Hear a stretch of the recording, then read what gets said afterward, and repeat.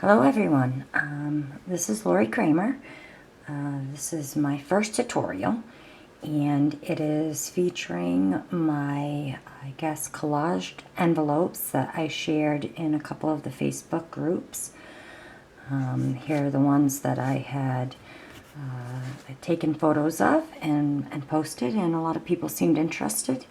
So I'm going to do my best that I can to show you guys what I did. I'm not sure how well this is going to go. I have about a 10-minute block on my camera, so wish me luck with this.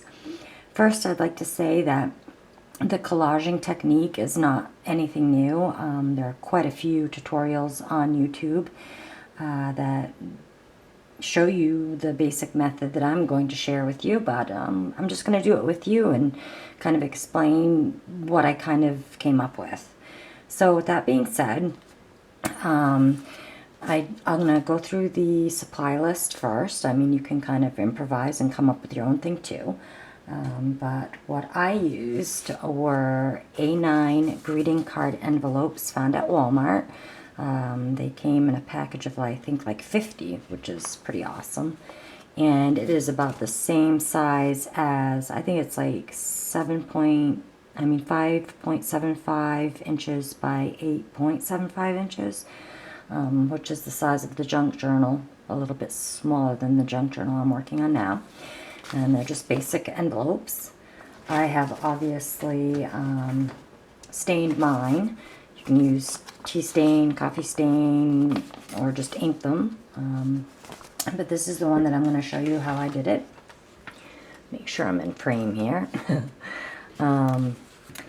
Let me move these little guys out of the way. And so you use envelopes. You can use the one that I'm using, or you can use various other sizes. Anything will basically work for the same technique. And what I did with a couple of them was I made a top loading pocket up in here, as you can see, which required to use a separate piece of paper to collage on. And then I basically, once it was collaged, I then used my sewing machine to sew around the edges to make the top pocket, as you see here. And then when it was finished, the other side of the envelope could be used as a pocket as well. So I did that on that one, and on this one, I just sewed around the top, the side, and the bottom, and then I could have a side loading pocket. So let's hope I don't run out of time to show you this. But basically what the technique is the same with any collage. You find some scraps of paper that you really like, and in the color tones or the designs or patterns that you're happy to use. You can use printouts or scrapbooking paper. And then for mine, because it's a child, themed junk journal, it features children and toys and storybooks and stuff. You can pretty much use any image, either something that is copyright free online. What I tend to do a lot is copy and scan photos from books that I already own. Or you can just cut them out of like the little golden or telltale books, or any children's books really. But what I like to do is I actually like to copy the photographs, the illustrations. That way I can use them more than one time. When I first started, I would use the original, and then later on I'd be like, oh, I wish I still had so-and-so image, and so now I scan and I copy almost everything. And I do the same thing with scrapbook paper. Some of that's really expensive to try to always replace, so I just make copies on my printer, and that way I can have as many sheets as I'd like. So anyway, I'm going to stop rambling. The other materials I do want to obviously point out: glue stick, scissors if you'd like. I usually use a template to cut out this particular shape that I've used, which is obviously a circle. And I'm just going to get down to business. So you just basically You can throw any type of adhesive onto the back of your paper, and you just kind of like, I just throw it down really. I'm not particular. The image that I'm going to use, it has a lot of oranges and yellows and blues in it, so I thought I would kind of use some of those colors in the background as well. Don't mind the noise. I haven't figured out how to edit anything at all, so you're literally doing this with me right now.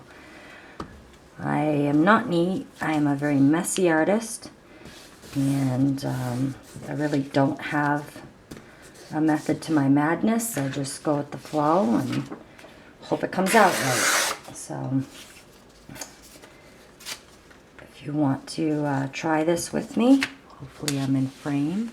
Sorry. Just, I guess, take out some papers you like and an image that you want to use, and have a go at it.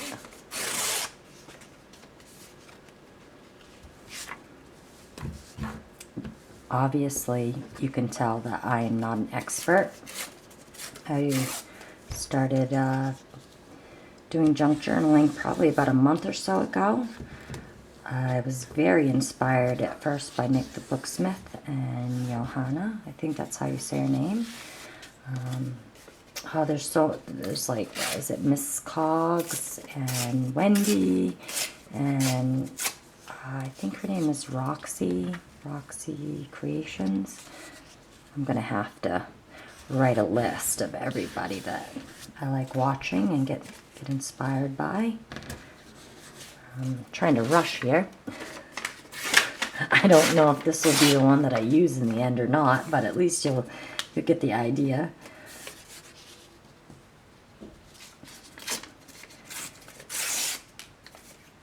This is where having a editing program would come in handy, because I could literally do this fast forward and then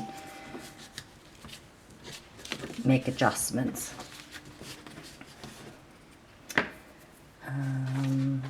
Let's see. What else would be good here? Hopefully I don't run out of time.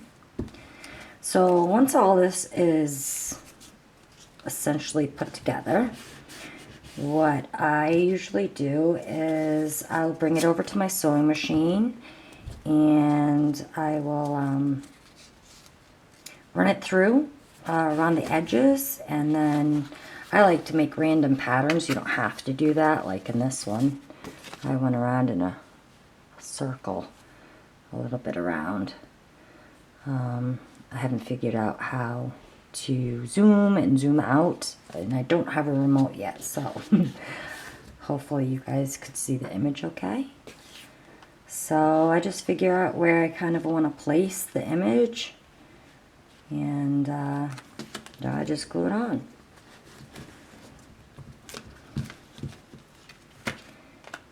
And just to save some time on this, I'm not going to sew it. And I'm just going to skip right to quickly explaining that I would go around and trim off the excess stuff that's hanging out over the edge.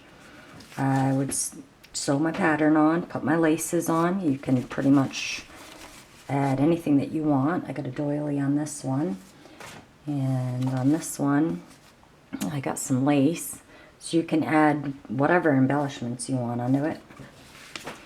And then, let me see if I can find, there we go.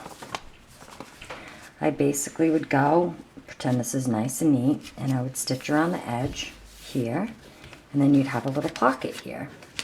And this little part here, of course I don't have,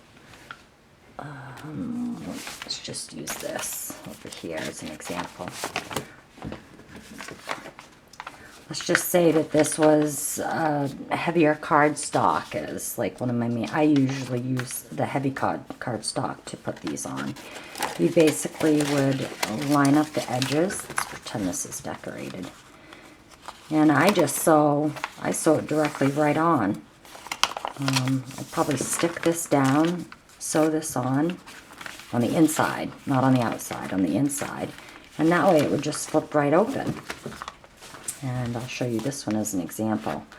This this was a heavier piece of cardstock, I stitched the sticky part on this. See how it's all stitched in here? This is where I stitched the collaged piece on. It still allows you to tuck things on the inside, and you could decorate this to cover up the stitching if you want. And you have a little pocket here as well. And they're just kind of a cool way to flip things out and put, you know, little pockets in and tags, and you can use words or stickers, and you could even cut a notch up in here if you wanted, so that would indicate that there's a pocket there. And that's about it. Hopefully it wasn't too rushed, and hopefully you get the gist of how that all works. I hope it was helpful, and as you can see, it was really simple. This is the little guy that will eventually join the crew, and there it is. If you guys liked my tutorial and you're willing to bear with me, please subscribe, and maybe I'll have something else for you. You guys have a happy time creating, and I'll talk to you soon. Bye-bye.